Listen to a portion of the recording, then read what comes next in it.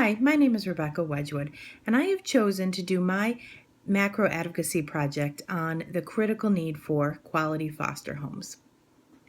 On any given day, referrals are being made for children to be placed in foster care. And those referrals are looking for quality, safe, certified foster homes in which to place those children. Those referrals consist of children of all ages, from newborn to teenagers, all the way up to age 21. They consist of single children as well as sibling sets. They also consist of children who require regular level of care or therapeutic level foster care. The statistics are staggering when we think about how many children are in foster care.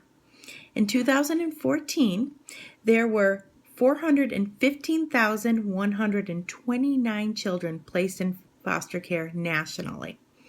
In 2013, there was 11,111 children placed in foster care in New York State. In that same year, there were 780 children placed in Erie County alone.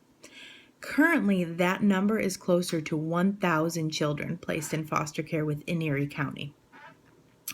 There is a critical need right now for more quality foster homes. And the reason that need is critical is because there are children who are being referred into care and we have no homes to place them in. The agencies that provide foster care do not have the available families or the available spaces to place these children once they are referred to care. When there are no agencies available to place children in their foster homes, desperate measures are being taken. For example, siblings are being split up more often than ever before.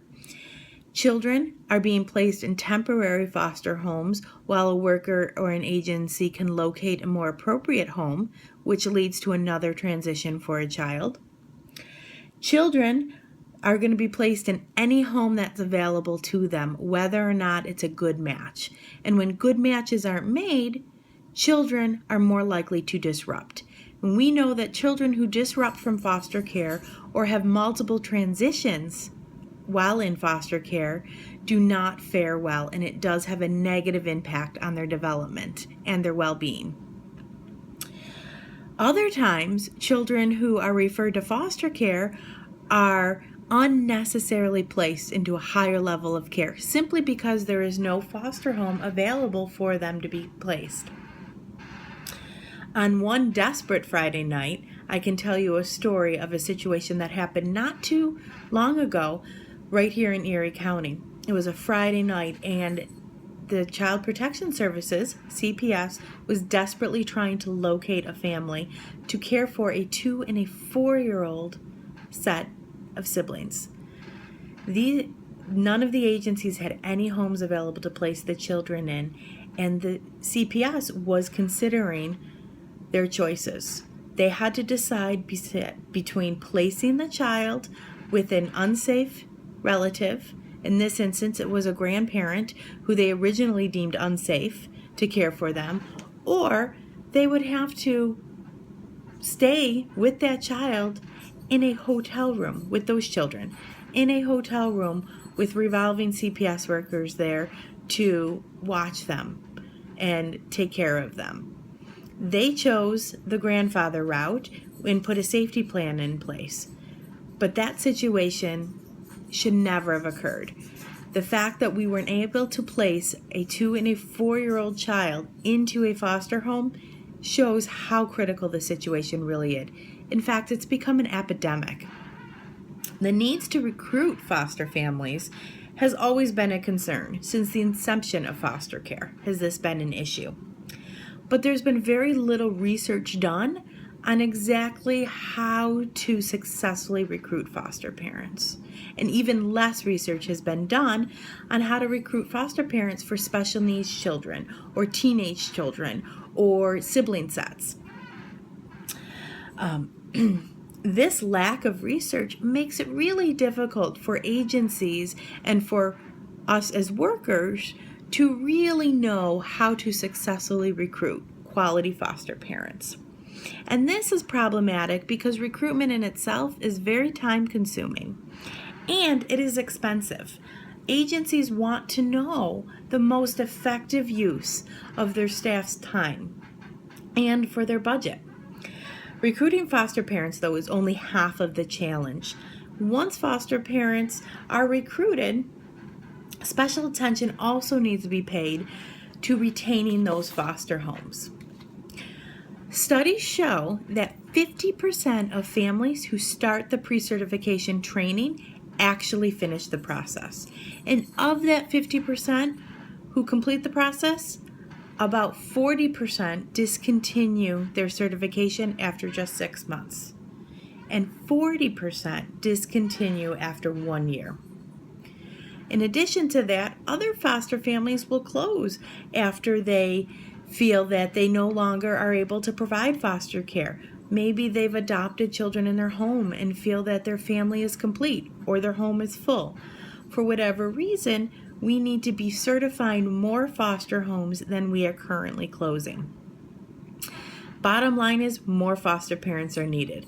Educating the public on foster care is so very important. We need to dispel those negative stereotypes of children in care. We also need to help the public understand how they can become foster parents and who can become foster parents.